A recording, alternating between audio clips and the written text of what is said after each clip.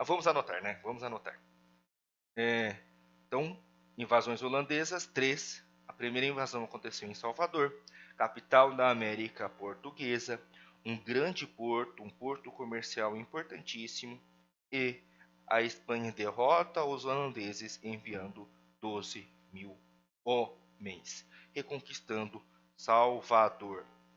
É claro que os holandeses não perderam o sonho, a esperança de fundar uma colônia na América, não participaram do Tratado de Tordesilhas, queriam uma colônia na América. Para isso, acabaram utilizando-se do que de piratas. Eu vou piratear quem, eu vou roubar quem? Justamente os navios que transportavam ouro, prata e outras riquezas para a Espanha. Era extraído ouro do México. Estes navios galeões, muito pesados, fáceis de serem interceptados por navios mais rápidos, mas que eram fortemente protegidos por outros tipos de navio. Que os galeões carregados de ouro saíam do México, iam para o Peru, onde se pegava mais prata, iam para a Foz do Rio da Prata, onde pegavam mais prata, que saía da Bolívia, Minas de Potosí. Depois iam para Cuba, onde recebiam ainda mais ouro vindos do México, e dali então partiam para a Europa. Se você conseguir interceptar esta frota de galeões pesada de ouro e prata, você conseguiria uma enorme riqueza instantânea de um ano, uma riqueza acumulada de um ano. Aí, os holandeses invadem um corsário bastante habilidoso chamado Piet Hein. O que faz o Piet Hein? Consegue interceptar esta frota e consegue acumular dinheiro para ser investido na Nova Holanda.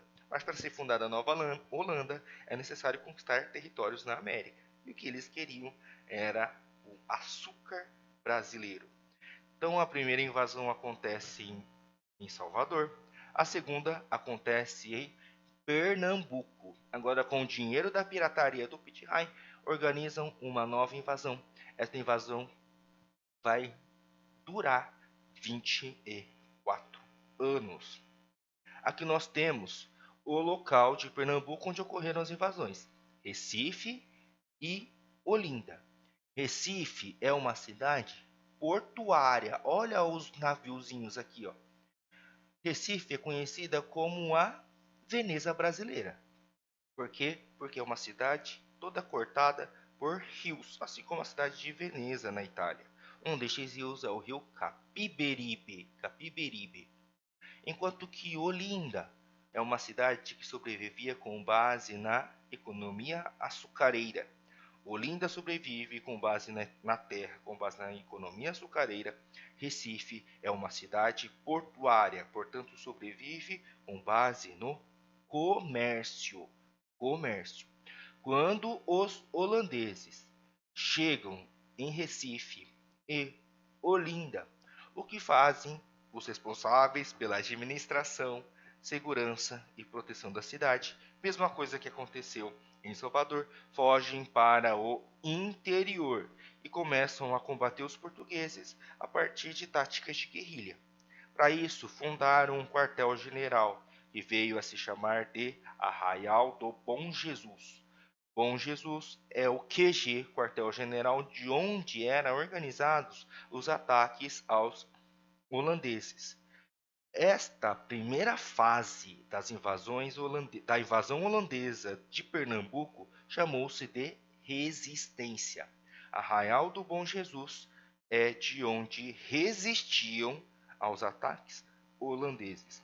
Vai acabar a invasão holandesa, essa primeira fase da invasão holandesa no Pernambuco, quando esta pessoa, Domingos Calabar, trai os portugueses, indicando aos holandeses a localização do Arraial do Bom Jesus. Para a gente ilustrar essa traição muito discutida ao longo da história do Brasil, trouxe esse exercício do Enem, e que é um exercício típico que trabalha textos com visões diferentes do mesmo acontecimento histórico, a traição de Calabar. O método clássico de resolver questão de Enem na parte de humanas, ele é primeiro o enunciado, mas o enunciado é muito pequeno. Pode-se afirmar que, portanto, vamos nos focar, vamos nos concentrar nos textos. Primeira parte, exercício do Enem. Rui Guerra e Chico Buarque de Holanda escreveram uma peça para teatro chamada Calabar, pondo em dúvida a reputação de traidor que foi atribuída a Calabar, pernambucano, que ajudou decisivamente os holandeses na invasão do Nordeste brasileiro em 1632. Olha só, aqui já está falando que Calabar era um pernambucano. Não nasceu em Lisboa, Portugal, não nasceu na Holanda, era um pernambucano. Olha uma frase, é um teatro, né? Então são diálogos. Calabar traiu o Brasil, que ainda não existia? Traiu Portugal, nação que explorava a colônia onde Calabar havia nascido? Calabar, mulato, filho de negro e branco, branco e negra, provavelmente, em uma sociedade escravista e discriminatória, traiu a elite branca? Olha só, numa frase, o Chico Buarque e Rui Guerra questionam essa ideia de traidor. Traiu quem? Será que Calabar devia fidelidade e lealdade aos portugueses? Ao Brasil, sendo que o Brasil nem existia, não existia nenhum nacionalismo, patriotismo? Será que Calabar traiu a elite branca? Não é possível afirmar. Olha a pessoa que está interrompendo aqui, ó, a videoaula. Pelo amor de Deus, né, gente? Pelo amor de Deus, não tem sossego, né? Não tem sossego. Aí fica aqui. Agora, os textos referem-se também a esta personagem. Texto 1. Dos males que causou a pátria, a história, a inflexível história, lhe chamará infiel, desertor e traidor por todos os séculos. O Visconde de Porto Seguro faz uma comparação aos traidores históricos, principalmente Judas Iscariotes, Cássio e Brutus. E o texto 2, lá num livro genérico sobre a história do Brasil, traz uma maneira, um modo diferente de enxergar quem foi Calabar. Vamos ver? Sertanista experimentado em 1627. Sertanista experimentado. O que isso significa? Sertanista eram as pessoas que se dirigiam ao sertão, que neste caso era entendido como interior. Música sertaneja. Música sertaneja é aquela relativa ao interior, que fala porta, porteira, sertão. Sertanista, portanto, pessoas que viajavam ao interior. Experimentado, nesse sentido, tem, neste contexto, tem um sentido de experiência. Portanto, uma pessoa que adentrava o interior, tinha experiência, procurava as minas de Belchior Dias com a gente da Casa da Torre, juntamente dos portugueses. Ajudara Matias de Albuquerque na defesa do arraial, onde fora ferido, e desertara em consequências de vários crimes praticados. Fugiu, desertou por causa dos crimes que havia praticado. Então tem aqui uma defesa, tem um ponto positivo, essas três linhas do Calabar, mas também era um criminoso e por isso que veio atrair os portugueses, né, indicando que onde estava a localização do arraial do Belo Monte. Aqui nós temos as alternativas. Pausem o texto aí, leiam todas. Vou dar a resposta, hein? Letra E.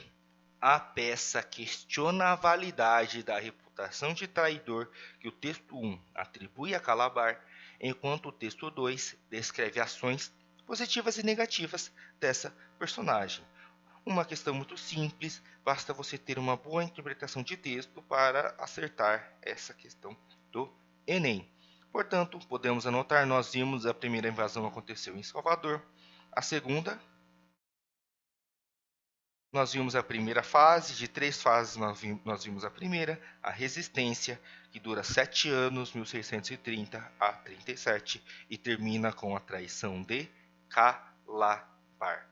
Aqui nós temos o Maurício de Nassau, um calvinista, príncipe do reino de Nassau, lá do Sirgue, Sacro Império Romano Germânico, e que foi convidado a se tornar governador da Nova Holanda pela Wiki.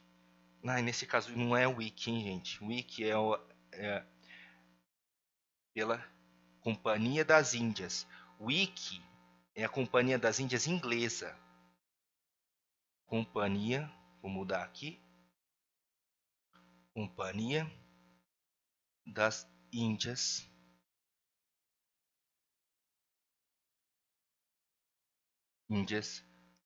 Ocidentais. Existiu uma Companhia das Índias, a Companhia das Índias Ocidentais holandesa, mas existiu também a Companhia das Índias Ocidentais inglesa. Existia a mesma Companhia das Índias. O mesmo nome, Companhia das Índias Ocidentais, só que uma era inglesa, a outra era holandesa. Sobre o domínio do Maurício de Nassau, vamos ler o que o Gilberto Freire, um dos mais importantes escritores brasileiros, reconhecido mundialmente. Existem muitas críticas a Gilberto Freire, mas ele foi lido em todo o mundo. Vamos ver?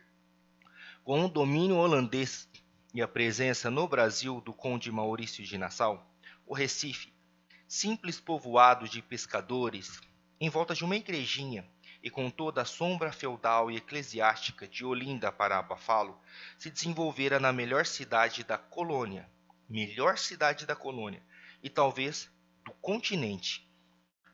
Sobrados de 4 andares, palácios de reis, pontes, canais, jardim botânico, jardim zoológico, observatório, igrejas da religião de Calvino, sinagoga, uma igreja lá dos judeus, muito judeu, estrangeiros das procedências as mais diversas, prostitutas, lojas, armazéns, todas as condições para uma urbanização intensamente vertical, para cima, em vez de crescer somente de modo horizontal, também crescia para cima.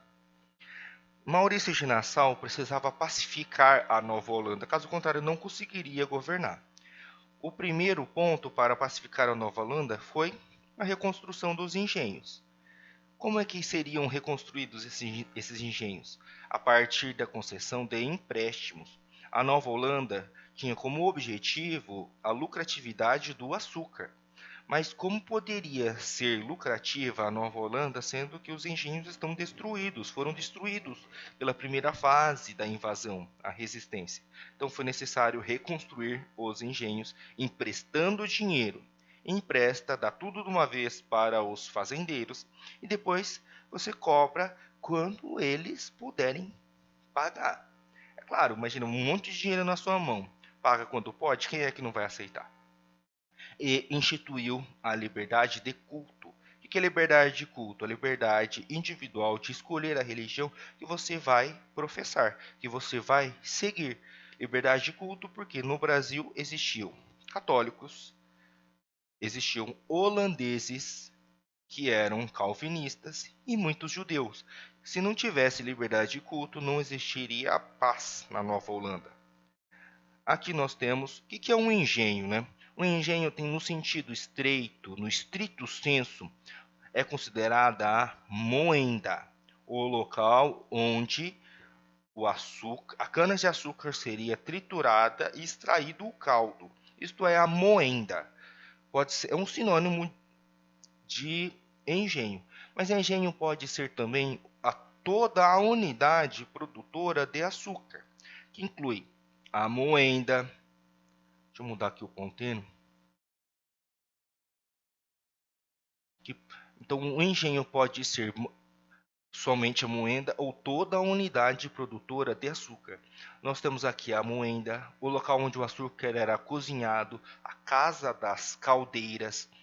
Você precisava ferver o açúcar até que ele fique bem espesso, sólido e colocado onde? Nessas formas onde se formavam os pães de açúcar. Não é só a moenda, mas também a casa grande, a senzala, a capela, chiqueiros e estábulos e também o canavial. Toda a unidade produtora de açúcar nós podemos falar que é um engenho. Tem aquele livro lá, Fogo Morto? É mais ou menos isso. Engenho.